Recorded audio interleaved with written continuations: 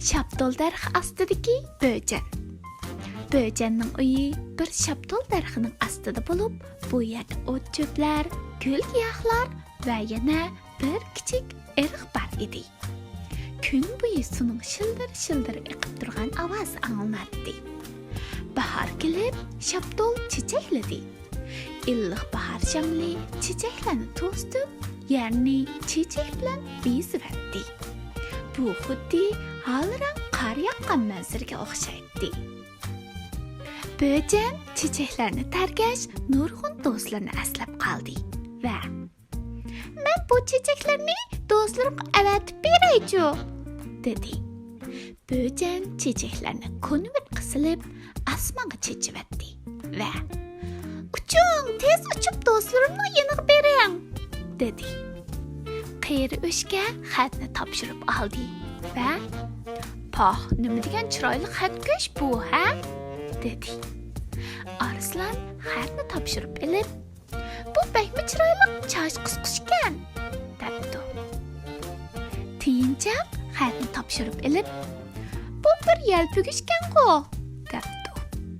Chuyjilarmu shaptol çiçeklerini topshirib olib, quyosh shilapis qilyapti va birdan u, birdan bu kiyishib beqibdi. Yaponiya mayqungusi bu çiçeklarni bo'sh qilyapti va buqi bo'shikni bak tatliq uxlabdi.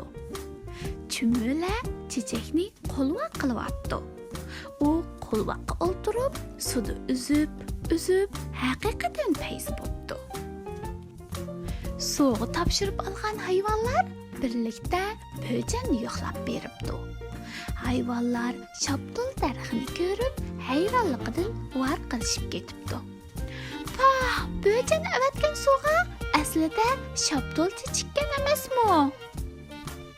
Böcən "Qarshi olmang" debdi. Ko'pchilik qir shaptol dərxini cho'rdab, bahor naqsini aytib, do'st usulini o'ynashibdi.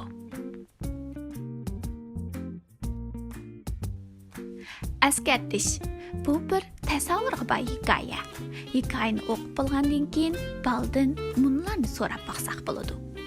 Birinchi, qeri o'shga, arslan, tiyinchoq, chuyja, Yaponiya mayqunguzi va chumullar shaptol chechigini qaysi narsalar deb bildi?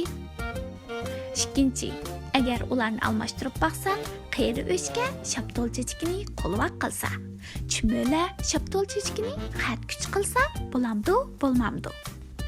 Balaga jismning cho'ng kichikligining qarim-qarshiligi ustida tafakkur qildirish. Uchinchi, böcənning boshqa do'stlarim bor. Ular chechakni topshirib olib, uni nim qilishga ishlatdi. Balaning tasavvurini to'liq qo'zg'atish bilan billa jismlarning cho'ng kichikligining qarim-qarshiligi haqida o'ylantirish lozim.